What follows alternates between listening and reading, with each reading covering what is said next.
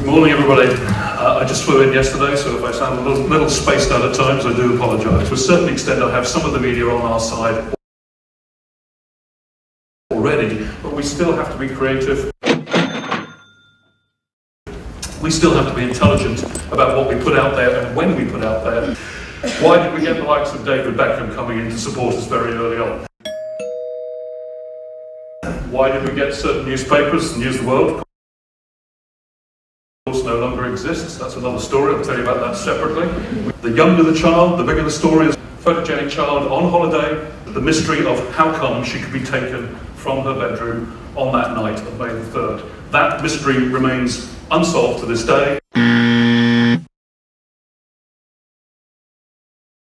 We, people who have been close to it, genuinely do not know what's happened. There is no evidence to suggest he has come to physical harm. There is no evidence to suggest he has there is no evidence to suggest he has there is no evidence to suggest he has come to physical harm.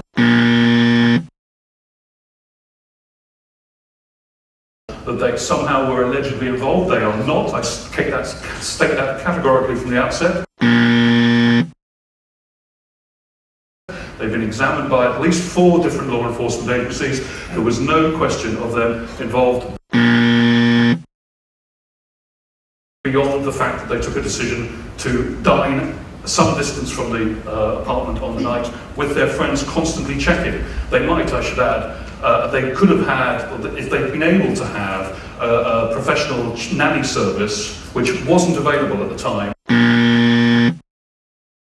it wouldn't have checked as frequently as they were checking with their friends. As Miranda said, I went out originally as a civil servant for the Cabinet Office, so I was there as a neutral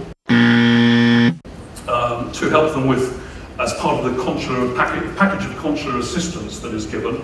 If you lose your passport abroad, you can go to your consul, your embassy, and you can get assistance. We had Portuguese pride and cultural differences. Why do these crazy Brits want to put their children to bed at 7:30 at night? They should be out with us at the table having wine till midnight. That's just how it is. And of course we had the forum debate, the multiplier effect of the wonderful joys of the blogosphere.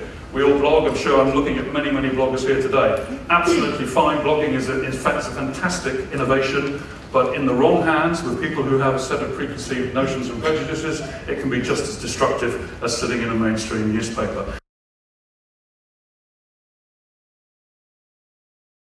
So we had to deal with that and the constant monitoring of that. There are still 2 or 3 anti-McCann forums in existence to this day.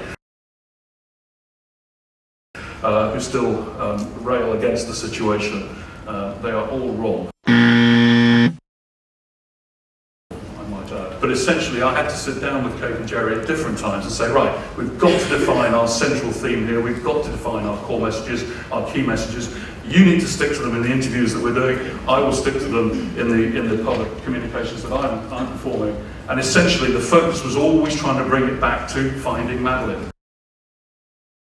John Corner, a godparent at Madeleine's in Liverpool, he was already pumping out high-definition video material of Madeleine from previous birthday parties and family events, even before the Portuguese authorities had confirmed that she was missing. There was so much material on Madeleine coming into the BBC central newsroom, into the hub that brings in all the social media, the user-generated content, as they like to call it, that the BBC actually had to tell the family to stop sending us this stuff. Who is this girl? We don't even know her. And it was only later that morning that finally, grudgingly, confirmation came out from Portugal that yes, police were looking at this and that a British child had gone missing.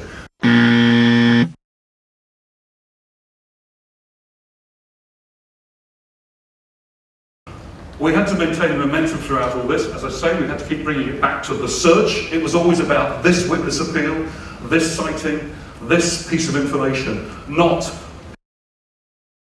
We established a website for Madeleine very quickly. That's still there, still running to this day. It acted as a portal for information tip-offs, sightings.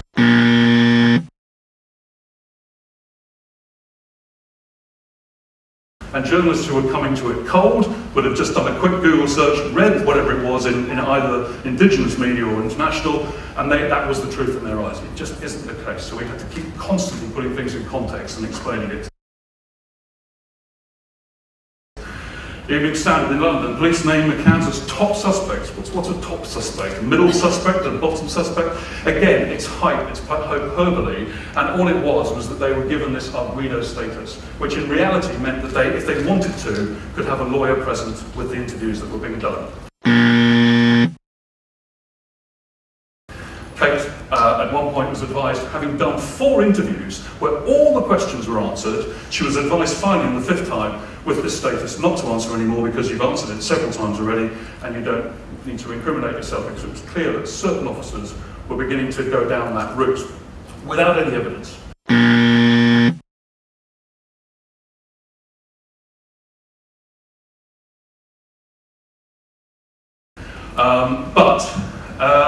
So she didn't, but to this day, it's held against her online. Why didn't she answer all these questions in that interview? They never realised that she'd already answered them 4 times in previous interviews without a lawyer present.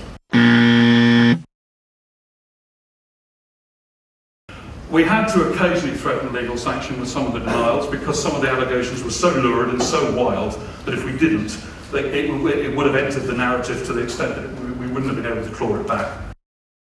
My role requires tact, diplomacy, and absolute common sense, and being utterly straight with the media. If you're straight with the media, generally they will be straight with you. Various ITV strands, BBC strands, and Hello campaign in Britain we did for the 1st anniversary. We did Oprah Winfrey in Chicago. The Americans very concerned about the story, even though they accept she probably isn't in America. But nevertheless, there's still American traffic there. We have an ongoing relationship with Crime Watch, which is the major criminal investigative program which works very closely with the Met in Britain, and if the Met want to do something for Operation Grange, they'll use Crime Watch as their vehicle of choice, and Kate and Jerry are very happy to do interviews for that. They tend not to want to do wider interviews these days because they've done so many. And we have monitoring continuously online of the various flora and fauna, online, some of which is none too pleasant. And we have a team of online supporters who help us with the monitoring as well, a number of women who are very concerned about Madeleine in America. We had a trip to meet the Pope, the then Pope, Pope Benedict, just in the first few months, very soon after she went missing, partly because I was told privately that the Holy Father himself was watching it on television. And we were able to organise an audience with the Pope,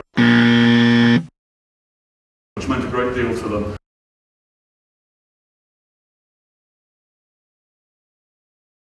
We have legal action continuing against a particular former Portuguese police officer, Mr. Amaral, who wrote a very unpleasant book.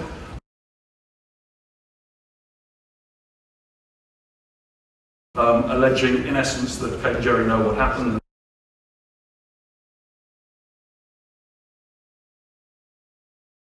They've covered up the truth since then. It's just not true. It's fundamentally untrue. And therefore, ergo defamatory. Going through the Portuguese courts at the moment, it's a very slow process, but that is still ongoing. And again, there is a certain amount of attendant media around that needs to be controlled and managed.